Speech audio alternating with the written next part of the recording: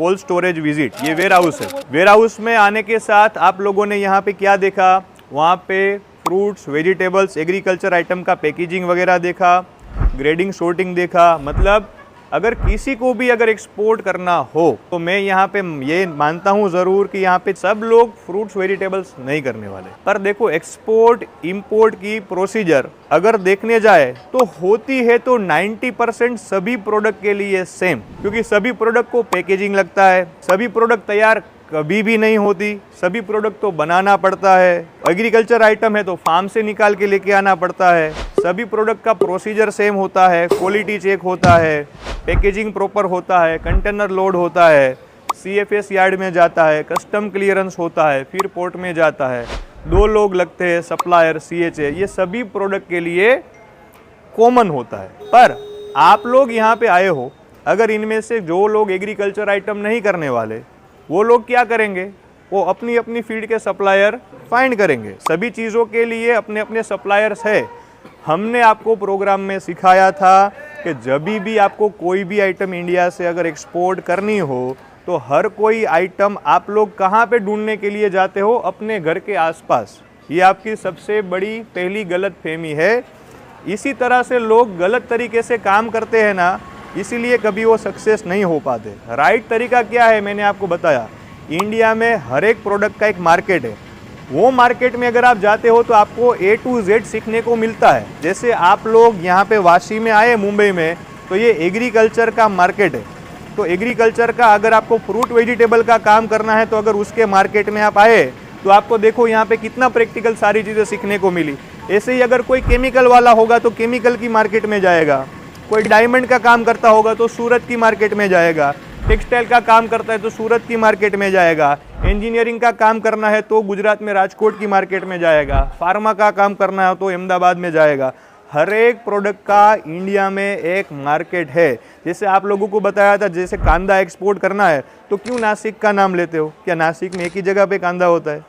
कांदा तो हर कोई जगह पे होता है, तमिलनाडु में होता है, कर्नाटक में होता है, गुजरात में होता है। पर जब भी एक्सपोर्ट की बात आती है कांदे की तो नासिक ही क्यों याद आता है? क्योंकि नासिक में जो क्वालिटी, नासिक में जो फैसिलिटीज, बॉम्बे से वो नजदीक है, जियोग्राफिकल लोकेशन, ये सारी चीजें उसको ज्यादा परफेक्ट बनाती है एक्सपोर्ट में। ऐसे ही हर एक प्रोडक्ट का एक मार्केट है। वो मार्केट में जाने से आपको सप्लायर मिल जाते हैं। तो सप्लायर मिल जाने के बाद आपको पैकेजिंग, प्रोडक्ट, प्रोक्योरमेंट का पूरा आपका हेडेक निकल जाता है। क्योंकि अंडर द वन रूफ आपने यहाँ पे जैसे पूरा समझा, ऐसे under the one roof supplier आपको सारा काम करके देते हैं। ये पहली चीज़। साथ में आप कोऑर्डिनेट करते हो किसको? CHA को, जो आपका लॉजिस्टिक का पार्ट संभाल के देते हैं। जैसे अभी ये कोल्ड स्टोरेज अभी हम विजिट कर रहे हैं, ये विजिट करने के बाद अभी हमारा अगला जो स्टेप है वो है कौन सा? CFS yard. मतलब हमने आपको प्रोग्राम में भी सिखाया था कि इंपोर्ट एक्सपोर्ट की साइकिल क्या होती है। शुरुआत कहाँ से होती है कोई भी काम की? वेयर हाउस से होती है। आप देखो ना, गाड़ी लूज मटेरियल लेके आया, खाली किया, लेबर है, लेबर इसको ग्रेडिंग शॉर्टिंग कर रहे हैं, मतलब अच्छा क्वालिटी को पैक कर रहे हैं, खराब क्वालिटी को रिजेक्ट कर रहे हैं। रिजेक्ट भी किया हुआ माल सप्लायर के ऊपर होता है। वो संजय भाई है फॉर एग्जांपल, मार्केट में कहीं ना कहीं उसको बेच देंगे या कुछ भी XYZ उसका काम करेंगे। आपको तो आपका प्रीमियम क्वालिटी का पैकेजिंग मिल गया। अब यहाँ से अगर आपका प्रोडक्ट पैक होके कंप्लीट हुआ है तो आपने आपके CHA को प्लानिंग दिया रहेगा कि भाई आज 12 तारीख को मेरा सामान कंप्लीट करके पैक पड़ा है, आप क्या भेजो? कंटेनर भेजो। अब क्यों भेजो? कंटेनर भी लेके क्यों आना है? क्योंकि प्रोडक्ट कौन सा है? पेरिसिबल है। अगर ये पेरिसिबल प्रोडक्ट नहीं होता तो मैं कंटेनर नहीं बुलाता। क्यों नहीं बुलाता भाई? फोकट में क्यों बुलाऊंगा तो आने का भी भाड़ा लगेगा ना। वो अपना कोई सगा तो नहीं है फ्री में कंटेनर लेके आएगा। नॉन पेरिसिबल कार्गो है, फोरेंजा एक कोई मशीन है, तो ऐसा चीज़ों को हम ट्रक में लोड करके सामने लेके जाते हैं यार्ड पे, जहाँ पे डिब्बा पड़ा है कंटेनर, तो 1 वे ट्रांसपोर्टेशन लगता है। पर ये कार्गो कौन सा है? पेरिसिबल है, बिगड़ने का चांसेस ज़्यादा है। तो ये इसको अवॉइड करने के लिए, क्वालिटी ख़राब ना हो इसके लिए हम कंटेनर को क्या करते? बुलाते। पर कब बुलाएंगे? जैसे ही प्रोडक्ट यहाँ पे पैकिंग करके तैयार होगी तब। अब कब तैयार होगी ये आपको प्लानिंग कौन देंगे? सप्लायर ने दे दिया।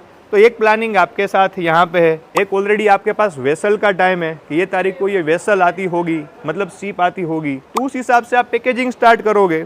जो दिन आपका पैकेजिंग कंप्लीट हो जाएगा, CHA वो ट्रक में लोड करके कंटेनर यहाँ पे लेके आएगा। लेबर है आपके कंटेनर में, वो आपका सामान लोड कर देंगे, यहाँ पे वो दरवाज़ा बंद कर देंगे, अब यहाँ पे वो ड्राइवर आपका कंटेनर लेके जाएगा कहाँ पे, CFS यार्ड में, जहाँ पे क्या होगा, कस्टम एग्जामिनेशन होगा, कस्टम क्लियरेंस होगा, शिपिंग बिल फाइल होगा, VGM फाइल होगा, कंटेनर के अंदर सील लगेगा। 2 तरह के सील लगते हैं, एक शिपिंग लाइन का और एक कस्टम का। दोनों लगने के बाद एक गेट पास प्रिपेयर होता है, गेट पास ड्राइवर को देके फिर आप आखिरी पॉइंट पे जो अभी मैं आपको सीखने के लिए लेके जाने वाला हूँ, वो पॉइंट कौन सा है, JNPT पोर्ट। वो कंटेनर आएगा वहाँ पे, फिर जाएगा वेसल में, लोड हो जाएगा, कंटेनर यहाँ से निकल जाएगा। फिर 2 से 3 दिन के बाद क्या आता है, बिल ऑफ लेडिंग, जो हमारे बिजनेस का सबसे मेन डॉक्यूमेंट है।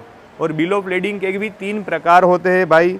अगर पैसा लेना बाकी हो तो ओरिजिनल बिल ऑफ लेडिंग निकालना चाहिए। अगर 100% एडवांस मिले तो फिर आप COA या टेलेक्स का BL निकाल सकते हो।